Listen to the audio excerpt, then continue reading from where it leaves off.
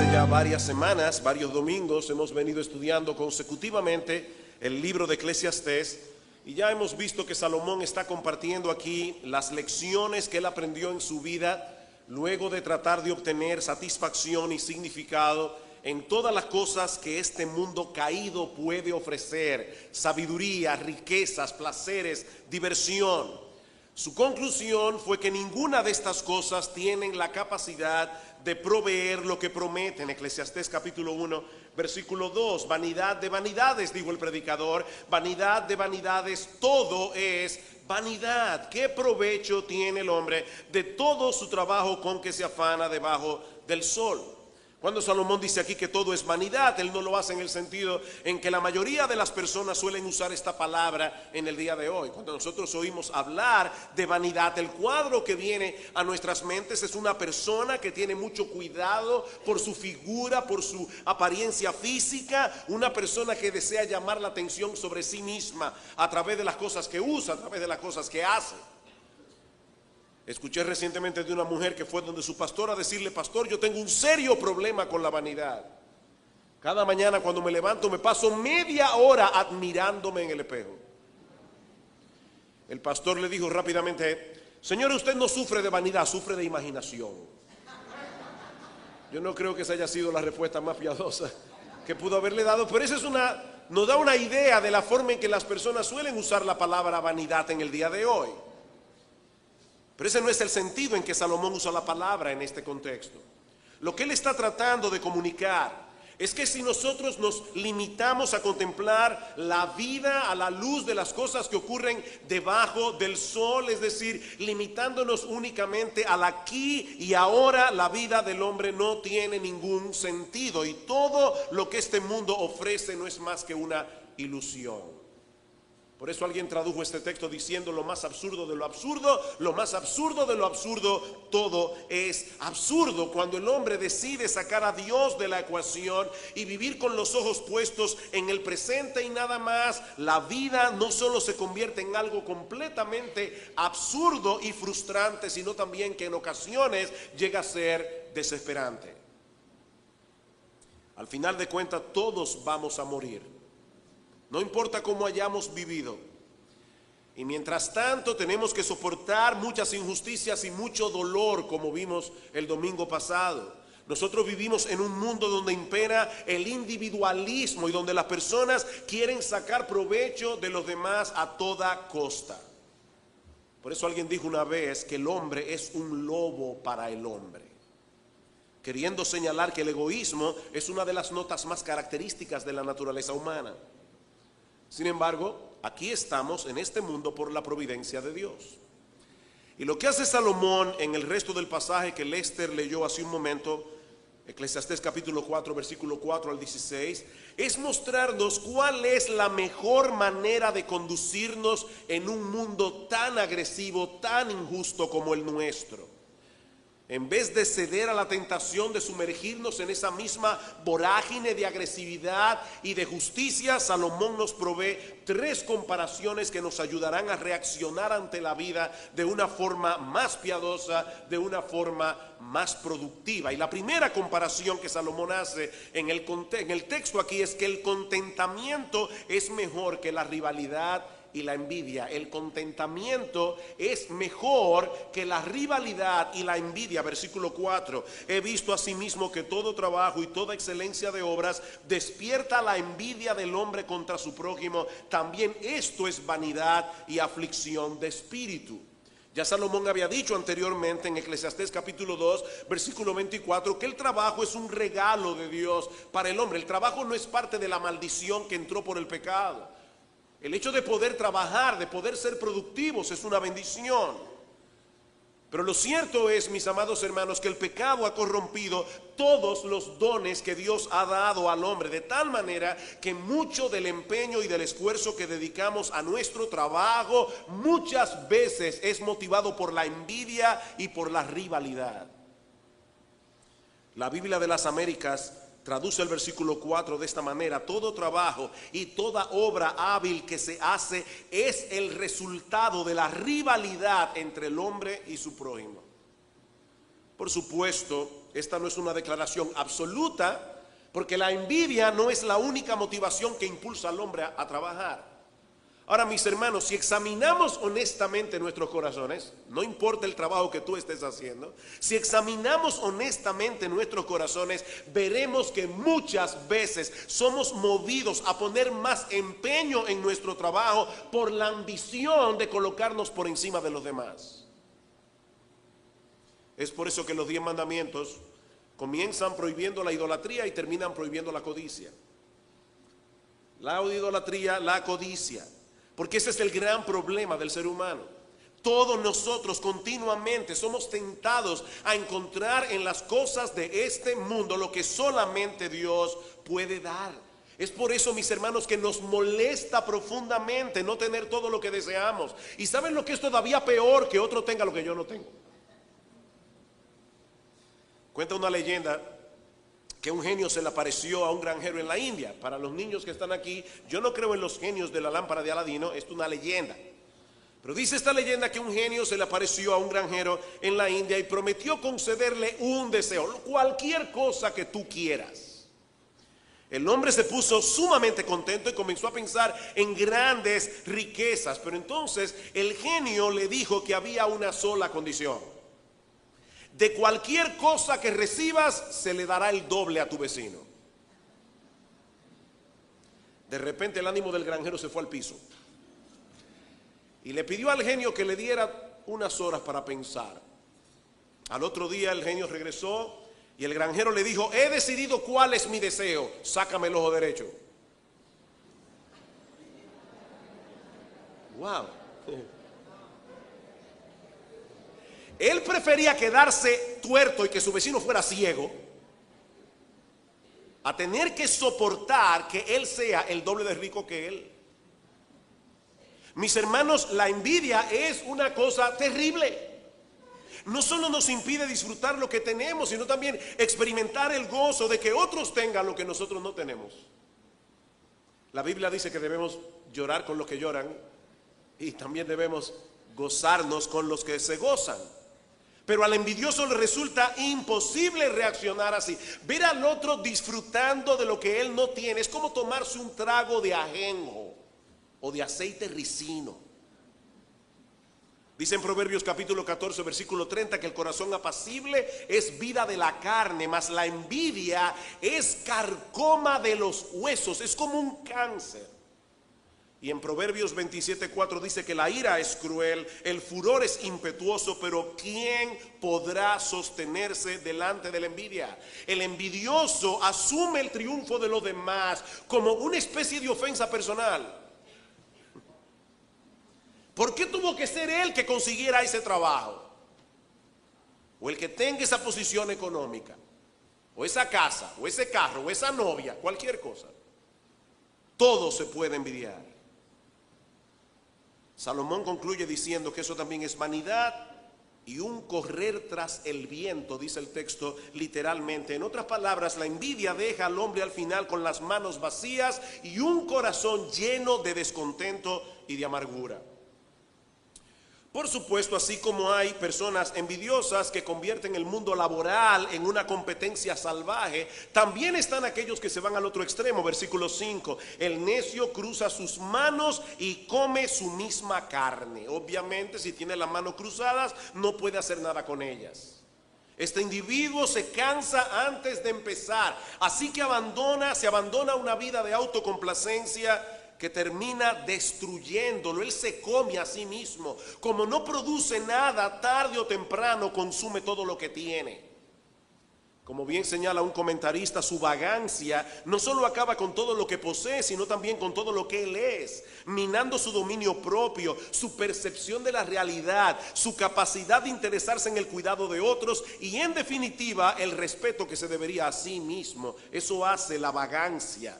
De manera que el cuadro que Salomón está pintando aquí no es el de una persona que ha aprendido a contentarse con lo que tiene, sino más bien una persona necia y mediocre que no quiere trabajar.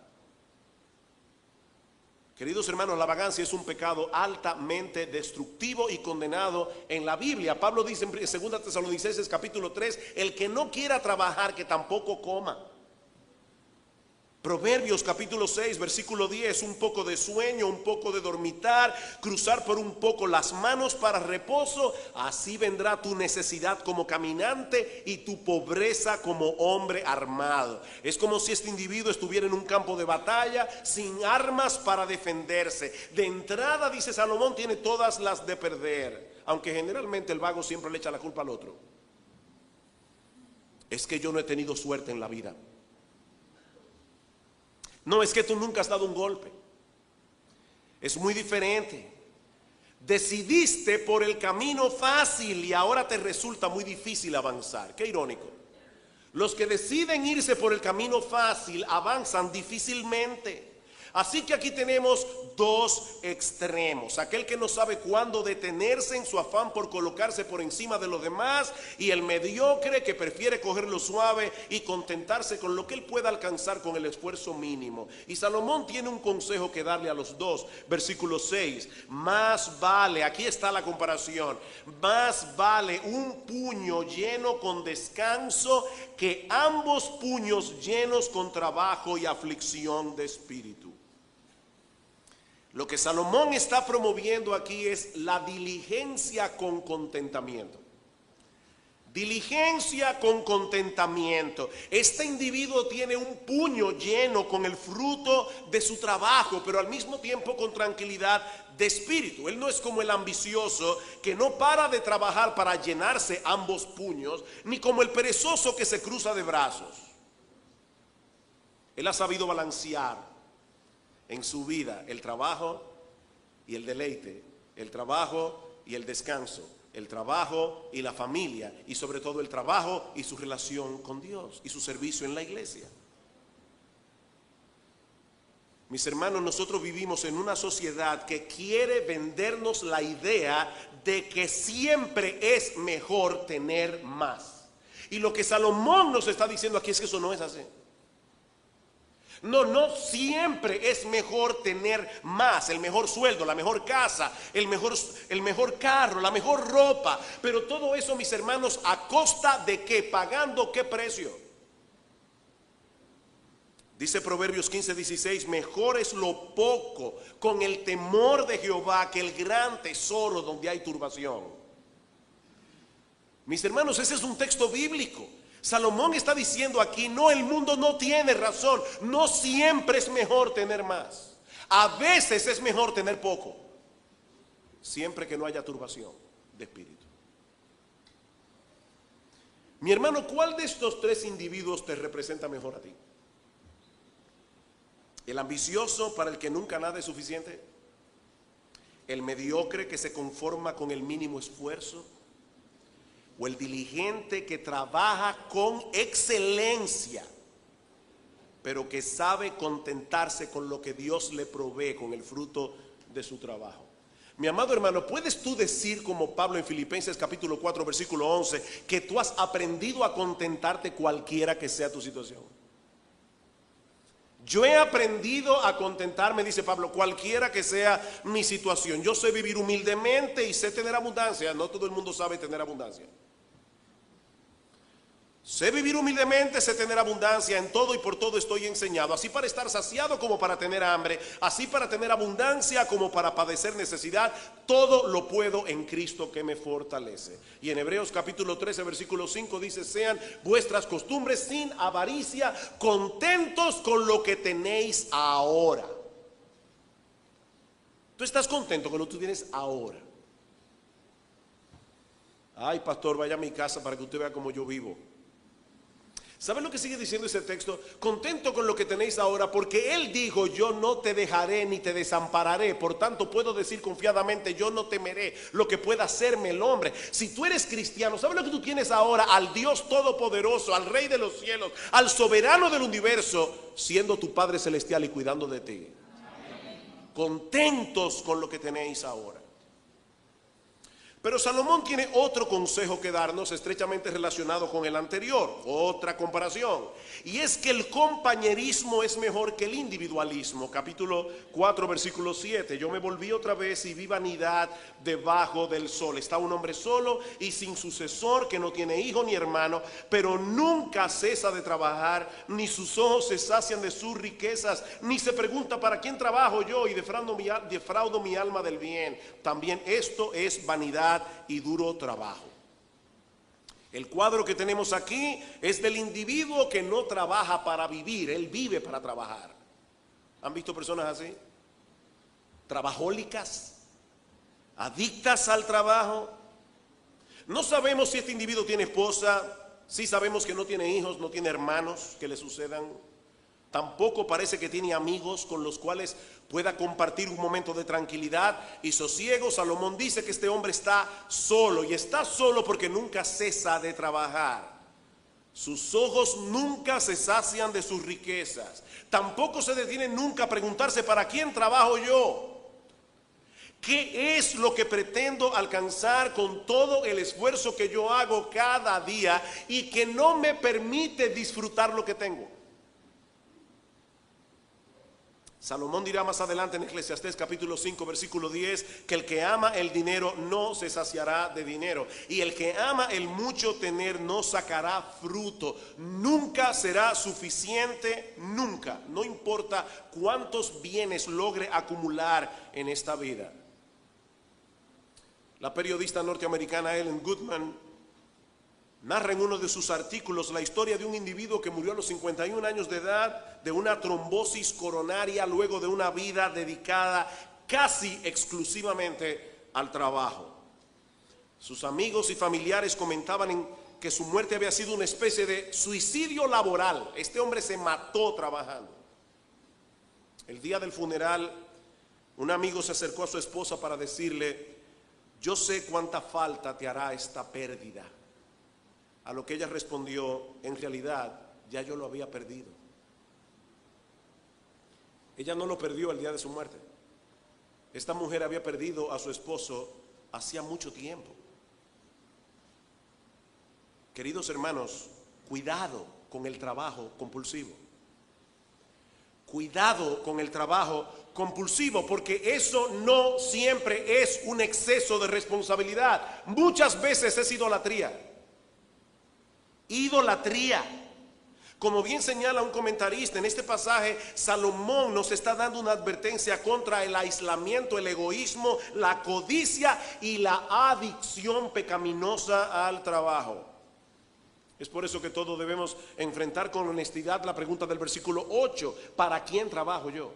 ¿O para qué? ¿Es para forjarme un nombre? Y hermanos, esa es una ambición fuerte para cualquiera, ser reconocido. ¿Es para forjarte un nombre? ¿Es para llegar a ser rico y poderoso? ¿Es para poder retirarte joven y vivir una vida de placer y diversión? ¿Para quién trabajas? ¿Para qué trabajas? ¿Puedes tú decir con una limpia conciencia que trabajas para la gloria de Dios? ¿Que haces las cosas con excelencia para su gloria y para el bien de otras personas, incluyendo obviamente tu familia, pero también a la familia de la fe? Hablando de la nueva vida en Cristo, dice Pablo en Efesios capítulo 4 versículo 28: el que hurtaba no hurte más, si ahora está en Cristo, sino trabaje haciendo con sus manos lo que es bueno. ¿Saben para qué? Para que tenga que compartir con el que padece necesidad. ¿Qué hacía el ladrón? Le quitaba a lo otro lo suyo. ¿Qué debe hacer ahora ese ex ladrón que está en Cristo? Debe trabajar para tener que compartir. Antes le quitaba al otro lo suyo, ahora él comparte de lo suyo con los otros, porque es una nueva criatura en Cristo. Mis hermanos, es evidente en la Biblia que Dios quiere que pensemos en los demás y que no vivamos únicamente en función de nosotros mismos. ¿Alguna vez te has puesto a pensar que el trabajo que tienes es una provisión que Dios te ha dado para que puedas ayudar a otros que tienen más necesidades que tú? Eso es lo que Pablo está diciendo aquí en Efesios. Dios te proveyó ese trabajo, no solamente para ti. Dios te proveyó ese trabajo para otros. Mis hermanos, debemos oponernos enérgicamente al individualismo que caracteriza esta generación. Eso es tan pecaminoso y dañino como cualquier otro pecado. Es por eso que Salomón trata de convencernos a través de una serie de ejemplos que el compañerismo es mejor que la competencia desenfrenada o el aislamiento. Versículo 9. Mejores son dos que uno porque tienen mejor paga de su trabajo. Cuando dos individuos trabajan en sociedad y en armonía, tienen más posibilidades de obtener un mayor beneficio económico, aunque tengan que repartirse las ganancias que si lo hicieran cada uno por su lado. Eso es lo que Salomón está diciendo. Y de paso, esto se aplica no solamente al trabajo secular, también se aplica al trabajo en la iglesia, se aplica a muchas áreas de la vida. Nadie lo sabe todo, ni nadie tiene todas las capacidades. Así que en vez de aislarte de los demás, tal vez para luego llevarte todo el crédito. ¿Han visto esos niños que dicen, yo solo? Hay adultos que llegan con esa inmadurez a la adultez. Yo solo. Yo quiero poder ponerle a mi camión ese letrero que dice mi propio esfuerzo. Lo hice solo. En vez de aislarte de los demás para llevarte todo el crédito, o tal vez para que nadie te lleve la contraria, aprende a trabajar en equipo. Aunque no todos piensen como tú. Eso es lo que Salomón nos está diciendo aquí. Aprende a trabajar en equipo. Por otro lado, Salomón nos dice también que dos son mejores que uno porque pueden ayudarse mutuamente en tiempos de dificultad. Versículo 10. Porque si cayeren, el uno levantará a su compañero. Pero ay del solo, que cuando cayere no habrá segundo que lo levante. Salomón está pensando aquí en los peligros que enfrentaban los viajeros en los caminos del Medio Oriente, llenos de barrancos, llenos de trampas para animales. De hecho, es probable que el Señor Jesús tuviera eso en mente cuando dijo en Lucas capítulo 6, versículo 39, que si un ciego guiare a otro ciego, ambos podían caer en el mismo hoyo. Se ponían trampas para los animales en los desiertos y en el bosque. Los caminos no estaban pavimentados, no había luces en la carretera. Si un individuo andaba solo y caía en una de esas trampas en medio de la noche, difícilmente podía sobrevivir. Queridos hermanos, Dios nos diseñó para vivir en comunidad. Dios nos diseñó para vivir en comunidad. La Biblia dice en Génesis 2:18 que no es bueno para el hombre estar solo. Y aunque este texto se está hablando primariamente del matrimonio, puede aplicarse en muchos otros contextos. Todo creyente, si tú eres miembro de Iglesia Bíblica del Señor Jesucristo, escucha esto con atención. Todo creyente debe esforzarse por desarrollar relaciones significativas en la iglesia. ¿Y eso qué significa? Hermanos, hermanas, a quienes tú puedas abrirle tu corazón, delante de los cuales tú puedes ser tú, ser transparente, buscar ayuda en tiempos de dificultad. Estoy enfrentando esta tentación. Por favor, ora por mí, por favor, llámame. Pablo dice en Gálatas capítulo 6, versículo 1, hermanos, si alguno fuere sorprendido en alguna falta, vosotros que sois espirituales, restauradle con espíritu de mansedumbre, considerándote a ti mismo, no sea que tú también seas tentado. Y luego Pablo añade, sobrellevad los unos las cargas de los otros y cumplid así la ley de Cristo. Cristo nos manda. Es una orden, no es un consejo, no es una opción. Cristo nos manda a sobrellevar los unos las cargas de los otros. Pero eso es imposible si el otro no conoce cuál es tu carga. Hermanos, dejémonos de protegernos tanto. Nosotros no tenemos ninguna reputación que cuidar. Porque el mero hecho de profesar que somos cristianos es como llevar un letrero en luces de neón que dice, soy un pecador depravado que merece el infierno. Dice en Hebreos capítulo 3 versículo 12, mirad hermanos que no haya en ninguno de vosotros corazón malo de incredulidad para apartarse del Dios vivo. Antes exhortaos los unos a los otros entre tanto que se dice hoy, es decir, cuando todavía hay tiempo de rescatar a ese hermano que se está extraviando, para que ninguno de vosotros se endurezca por el engaño del pecado. Nos necesitamos mutuamente. Versículo 11, también si dos durmieren juntos, se calentarán mutuamente, mas ¿cómo se calentará uno solo? Y yo sé que la mayoría de las veces que leemos este texto pensamos en el matrimonio, pero yo no creo que Salomón ha cambiado de tema. Salomón está hablando de los viajeros. Viajar solo de noche por los desiertos de Israel, sobre todo en ciertas épocas del año, podía resultar mortal. Mortal a causa del frío. Recuerden que ellos no andaban con un sleeping bag. Ellos no andaban con una bolsa para dormir. Lo más que tenían los judíos era una capa. Y si la temperatura bajaba demasiado, eso no era suficiente. De manera que si dos personas andaban juntas y por alguna razón tenían que dormir al aire libre, los judíos acostumbraban a pegar espaldas con espaldas para conservar el calor. Es a eso que se refiere Salomón aquí. Pero ¿qué pasaba si el individuo andaba solo? Que corría un alto riesgo de morir congelado. Y a todo esto se añadía el peligro de caer en manos de ladrones. Versículo 12, y si alguno prevaleciere contra uno, dos le resistirán, y cordón de tres dobleces no se rompe pronto. Este ejemplo no necesita mucha explicación. Un cordón puede romperse con relativa facilidad. Si lo doblamos en dos es un poco más difícil. Y si lo doblamos en tres, más difícil todavía. ¿Cuál es el punto? Que el compañerismo siempre será mejor que el individualismo.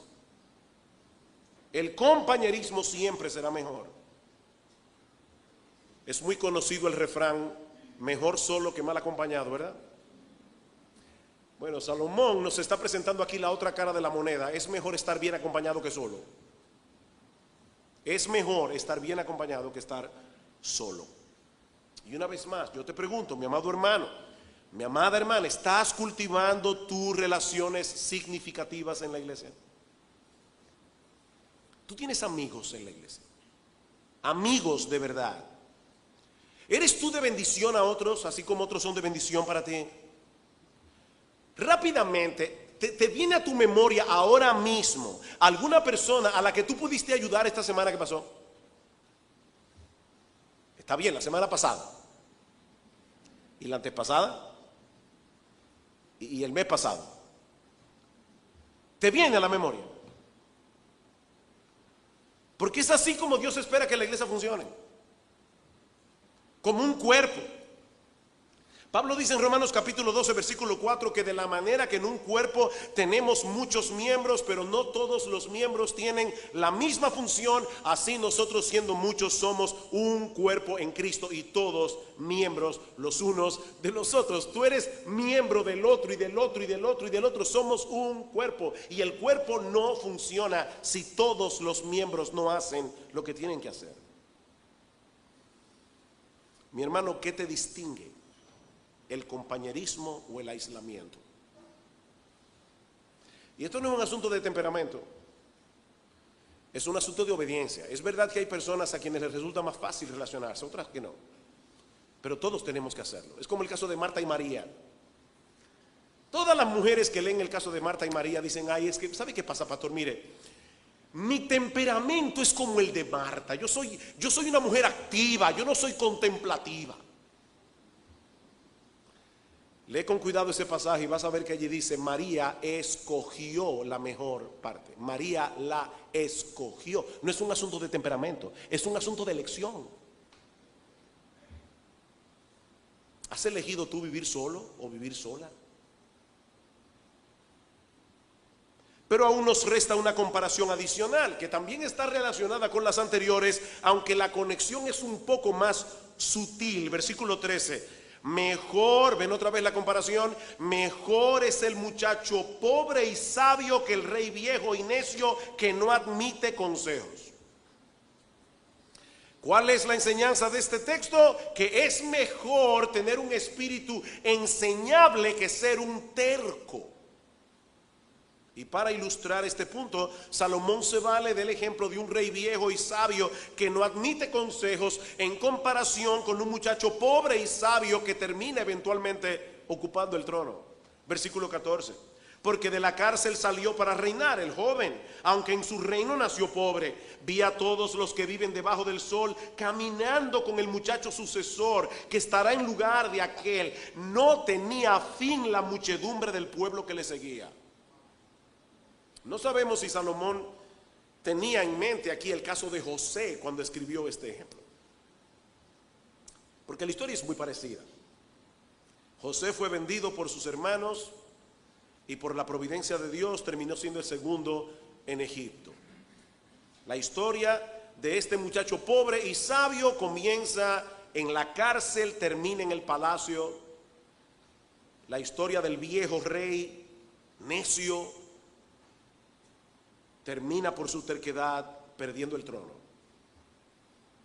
¿Ven ustedes la conexión con el resto del pasaje? Salomón está insistiendo en la importancia del verdadero compañerismo otra vez.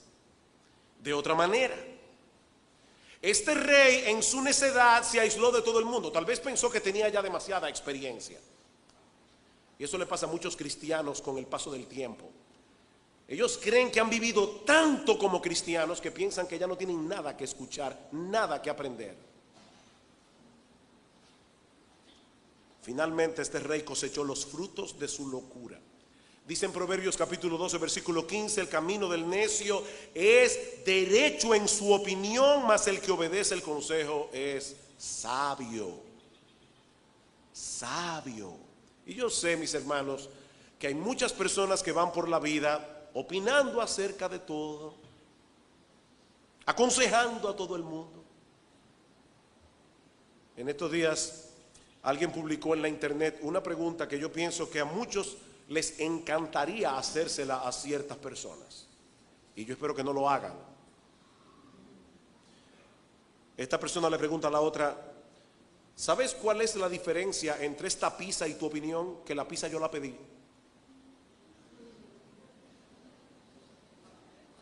Yo no te pedí opinión. Sí debemos tener cuidado con ese espíritu de creer que tenemos que opinar acerca de todo, llenar el mundo con nuestra sabiduría. Como dice un personaje de una de las obras de Shakespeare: el mundo está descoyuntado, maldita suerte la mía que tuve que venir yo para tener que arreglarlo. Hay personas que piensan que Dios le dio esa misión. Tienen un consejo que darle a todo el mundo. Pero cuidado, hermanos, con la terquedad. Cuidado con la terquedad. Dice en Proverbios capítulo 11 versículo 14: donde no hay dirección sabia caerá el pueblo, mas en la multitud de consejeros hay seguridad. Y más adelante en Proverbios 15, 22, los pensamientos son frustrados donde no hay consejos, mas en la multitud de consejeros se afirman. Mi hermano, nadie lo sabe todo y todos tenemos puntos ciegos. Es increíble, hay cosas en nuestras vidas, y yo me incluyo, que todo el mundo ve menos yo. Todos tenemos puntos ciegos. Es por eso que necesitamos escuchar otros puntos de vista, buscar consejos sabios, escuchar la reprensión. No sea que terminemos como este rey viejo y necio, con una vida arruinada por falta de un espíritu enseñable. Pero este pasaje no termina aquí. Salomón concluye con una nota adicional sumamente interesante acerca del poder político. Dice en el versículo 16: no tenía fin la muchedumbre del pueblo que le seguía. Sin embargo, los que vengan después tampoco estarán contentos de él. Del rey joven y sabio. Es como si Salomón nos estuviera diciendo: no se engañen con la historia de este joven pobre y sabio que llegó a reinar, creyendo que por fin han encontrado algo en medio de este panorama que yo acabo de presentar tan tétrico de lo que es la vida en este mundo. Por fin encontraron algo que puede ser duradero. No importa cuánta popularidad llegue a tener un gobernante, el día llegará cuando la gente se cansará de él. Y nosotros vivimos eso cada 4 años. Y saben que en este caso en particular, el problema no vino necesariamente por defectos en el joven, porque él era joven y sabio. Es porque la popularidad es muy frágil y cambiante. A mediados del siglo XVII, Oliverio Cromwell destronó al rey Carlos I para luego imponer su liderazgo sobre Inglaterra, Irlanda y Escocia como Lord Protector. En una ocasión Cromwell le dijo a un amigo: no confíes en las aclamaciones, no confíes en las aclamaciones, porque las personas gritarían igual si tú y yo fuéramos a ser colgados. Este hombre llegó a entender bastante bien cómo funcionan las masas. La popularidad política es muy cambiante y muy frágil. Mis hermanos, ¿qué hemos visto hoy? 3 cosas: que el contentamiento es mejor que la rivalidad y la envidia, que el compañerismo es mejor que el individualismo y que tener un espíritu enseñable es mejor que la terquedad. Si yo tuviera que resumir la enseñanza de este pasaje en una sola frase, una buena opción serían las mismas palabras de Salomón en el versículo 9: mejores son 2 que 1. ¿Qué nos enseña este pasaje? Que mejores son 2 que 1. Como decíamos hace un momento, Dios diseñó la raza humana para vivir en comunidad. No es bueno que el hombre esté solo. Y más aún, Dios, y esto es muy importante, diseñó a la raza humana para que viviera en una comunidad que gira en torno a la persona de Jesucristo. Dios quiere que la comunidad gire en torno a la persona de Cristo y de nadie más. ¿Sabes quiénes son tus mejores amigos? Tus mejores amigos. Aquellos que de una forma u otra te llevan a Jesucristo. Esos son tus mejores amigos. ¿Sabes por qué? Porque a final de cuentas ningún amigo es mejor que él. Tus buenos amigos son aquellos que de una forma u otra te llevan a Cristo. Por algo el Señor fue conocido en la Biblia, Mateo capítulo 11, versículo 19, como amigo de pecadores. ¿Qué somos nosotros? Pecadores, pero Cristo es amigo de pecadores. Nadie nos ama como Él. Nadie nos acepta como Él. Nadie está a nuestro lado como Él, las 24 horas del día, los 7 días de la semana, los 365 días del año. Nadie nos tiende una mano de ayuda como Él lo hace. Nadie. Dice en Hebreos capítulo 4 versículo 15 que nosotros no tenemos un sumo sacerdote que no pueda compadecerse de nuestras debilidades, sino uno que fue tentado en todo según nuestra semejanza, pero sin pecado. Acerquémonos pues confiadamente al trono de la gracia para alcanzar misericordia y hallar gracia para el oportuno socorro. Uno de los himnos que cantamos en nuestra iglesia se titula "Oh, qué amigo nos es Cristo". Oh, qué amigo nos es Cristo. La última estrofa dice: Jesucristo es nuestro amigo, de esto prueba nos mostró, pues sufrió el cruel castigo que el culpable mereció. El castigo de su pueblo, en su muerte él sufrió. Cristo es un amigo eterno. Solo en él confío yo. Cristo es un amigo eterno. Y yo te pregunto, ¿tú puedes cantar ese himno con la plena certeza en tu corazón de que Cristo es tu amigo? ¿De verdad has entrado en una relación íntima con Él a través de la fe y del arrepentimiento, porque esa es la puerta de entrada para ser amigos de Jesús. Querido hermano, querida hermana, es bueno tener amigos en la iglesia, pero el mejor amigo es Cristo. Me encantó esta frase que leí recientemente y con esta concluyo. Dice, realmente dos son mejores que uno cuando uno de los dos es el mejor de todos. Realmente dos son mejores que uno cuando uno de los dos es el mejor de todos, nuestro gran Dios y Salvador.